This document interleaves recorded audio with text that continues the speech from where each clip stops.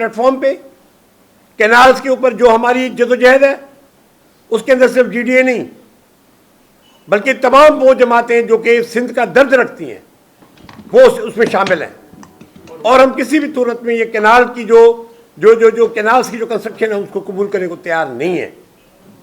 तो हम ये समझते हैं कि ये सारा का सारा जो इस तनाजुर में, जिस तनाजुर में मैंने आपको बताया, ये सिर्फ पॉलिटिकल विक्टिमाइजेशन के लिए मुर्तज़ा जतोई साहब के ऊपर ज़रदारी साहब कोई ज़ाती अपना गुस्सा निकाल रहे हैं या उनके जो लोग उनके साथ हैं वो गुस्सा निकाल रहे हैं, वरना किसी भी तरह पे जो है कोई केस इस वक्त उनके ऊपर नहीं बनता कि हम हर सूरत में GDA की पूरी क़यादत, पीर साहब पगाड़ा समेत हम खड़े हैं मुर्तज़ा खान जतोई के पीछे।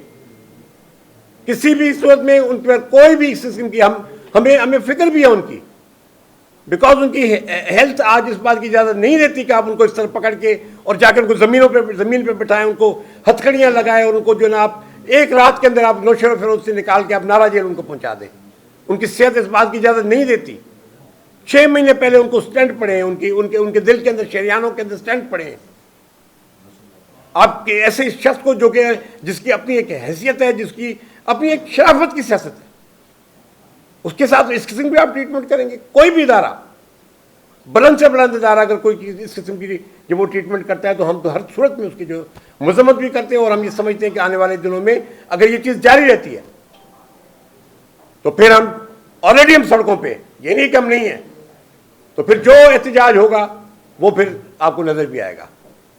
भाई क्या नॉन बेलेबल वारंट, आप हजारों नॉन बेलेबल वारंट डकैतों के ऊपर हैं जो पकड़े जाते हैं, आप उन पर इंप्लीमेंट नहीं करते? मुर्तज़ा जतोई कोई डकैत थे कि उन्हीं के ऊपर आपने वो नॉन बेलेबल वारंट जो कि आपने मैनिपुलेट करके हासिल किया है, उसमें मैं फिर किसी वक्त बात करूंगा, आपने मैनिपुलेट करके वो नॉन बेलेबल वारंट आपने हासिल किया और हजारों नॉन बेलेबल वारंट है, उसमें तो कभी कोई एडमिनिस्ट्रेशन कार्रवाई नहीं करी, पुलिस कोई कार्रवाई नहीं करती। इसी पर जरूर कार्रवाई होनी थी। और फिर ये कि आप उनको अंदर रखने के लिए मजीद केस उन पर बना रहे हैं जिससे कोई ताल्लुक ही नहीं।